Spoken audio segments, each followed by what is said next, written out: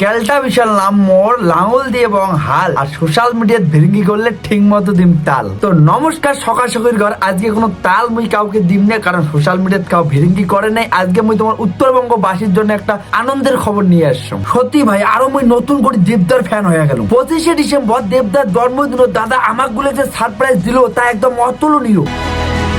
দাদা তার জন্মদিনের যে নতুন একটা মুভির পোস্টার রিলিজ করছে, তা আমার উত্তরবঙ্গবাসীর জন্য খুবই গর্বের বিষয়। তো তোমার গুলোর মধ্যে কতজন জানে যে আমার উত্তরবঙ্গে এমন একজন মানুষ বসবাস করে যায় 20 বছরেরও বেশি সময় ধরে তার বাইক অ্যাম্বুলেন্স রুগীগুলো হাসপাতাল নিয়ে গেছে। হ্যাঁ, ইমরাই সেই উত্তরবঙ্গের মহান ব্যক্তি, যায় ভারত সরকার রাষ্ট্রপতির হাত থেকে পদ্মশ্রী পাচ্ছে। কাও চেনেন না তো মেক, চিনবেন কেন করি? তোমরা চেনেন উত্তরবঙ্গের কিছু ছাপড়ি কে এটা যায় যে বাসনপত্র ঢেলাঢেলি করিয়ে ভাইরাল। তো আইসো আজকে আমরা জানি না উত্তরবঙ্গের গর্ব বাইক দাদা কারিমুল হকের বিষয়ে।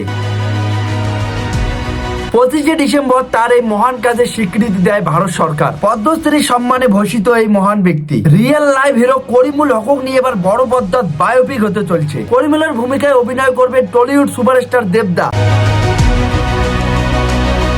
দেবদার জন্মদিন উপলক্ষে 25শে ডিসেম্বর বৃহস্পতিবার এই পোস্টারটা রিলিজ করা হয়।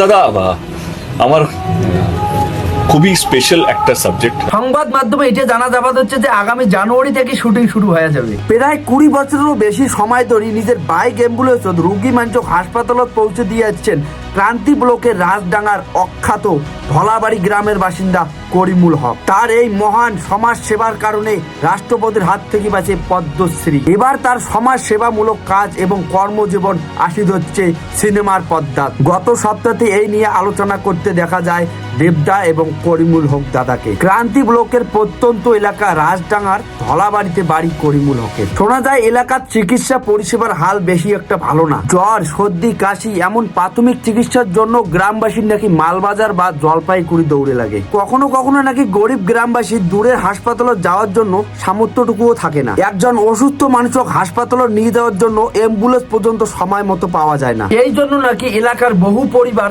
তাদের আপনজনকে হারিয়েছে চিরজীবনের মতো। সময় মতো হাসপাতালে নিয়ে যেতে না পারার কারণে করিমুলের চোখের সামনে নিজের মাকে মৃত্যুর মুখে ঢলে পড়তে দেখেছেন করিমুল। আর তখন থেকেই প্রতিজ্ঞা করেছিলেন বিনা চিকিৎসায় কোনো মানুষের মৃত্যু হবে না। তখন তিনি তার নিজের মোটরসাইকেলকে অ্যাম্বুলেন্স বানিয়ে রাত বিরাতে চেল নদী পার হয়ে কখনো মালবাজার হসপিটাল, কখনো জলপাইগুড়ি হসপিটাল, কত অসুস্থকে যে তিনি পৌঁছে দিয়েছেন তার কোনো হিসাব নেই। তবে সংবাদ মাধ্যমে এটা জানা যায় যে তিনি 7,000-এরও বেশি মানুষকে এভাবে জীবন রক্ষা করেছেন, আর এখনো সেই কাজেই করে চলেছেন তিনি। করিমুলের স্বপ্ন ছিল এলাকায় হাসপাতাল নির্মাণ করা, যাতে হতদরিদ্র মানুষগুলোকে অসুখে মরতে না হয়। সেই স্বপ্ন পূরণের লক্ষ্যে নিজের জমিতেই হাসপাতাল নির্মাণের কাজে হাত দেন। নিজের জমিয়ে রাখা অর্থ এবং শুভাকাঙ্ক্ষীদের সাহায্যে তিলে তিলে হাসপাতাল নির্মাণের কাজে এগিয়েছেন তিনি। আর এখন এই মহান ব্যক্তির বায়োপিক আসতে চলেছে বড় পর্দায়। সব থেকে বেশি গর্বের কথা আমাদের উত্তরবঙ্গের একজনেরই। দেবদার কিন্তু এই ছবিটা 4-5 বছর আগেই বানানোর কথা ছিল। আমি এক্সপেক্টও করিনি এই ছবিটা আমার কাছে আসবে।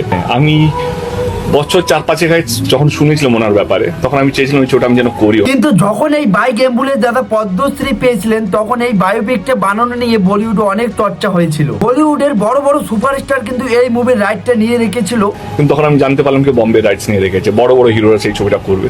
অনেকবার কিন্তু তার বাড়ি বলিউড থেকে পরিচালকরা এসেছিলেন, কিন্তু তখন করোনা ভাইরাস এবং বলিউডের পলিটিক্যাল কিছু কারণে মুভিটি বানানো সম্ভব হয়ে ওঠেনি। তাই আবার ঘুরে ফিরে মুভিটা দেবদার কাছেই চলে আসলো। ভগবান যেটা বলে আশীর্বাদ, তো এই ছবিটা আমি এক্সপেক্টও করিনি এই ছবিটা আমার কাছে আসবে। বাঙালির ইমোশন বাঙালিরাই বুঝবে, তাই না? দেবদা হয়তো আবারও প্রমাণ করে দেবে যে বাংলায়ও রিয়েল লাইফ হিরোকে নিয়ে ভালো ছবি বানানো যায়। হ্যাঁ, তবে করিমুল বলেন ছবি থেকে পাওয়া সমস্ত উপার্জন করিমুল হক মানব সেবা সদন সোসাইটির ফান্ডে যাবে। সমস্ত অর্থ গরিব দুঃস্বাস্থ্যের কল্যাণে ব্যয় হবে। তো বাইক অ্যাম্বুলেন্স দাদা আগামী জানুয়ারি থেকে শুটিং শুরু হচ্ছে। যারা আমাদের পশ্চিমবঙ্গ নিয়ে হাসাহাসি করে তাদের কাছে ফিল্মটা অবশ্যই পৌঁছানো দরকার। দেবদাকে অশেষ ধন্যবাদ এরকম সুন্দর একটা বিষয় নিয়ে কাজ করার জন্য। আশা করছি প্রতিটা শো হাউসফুল হোক। ধন্যবাদ।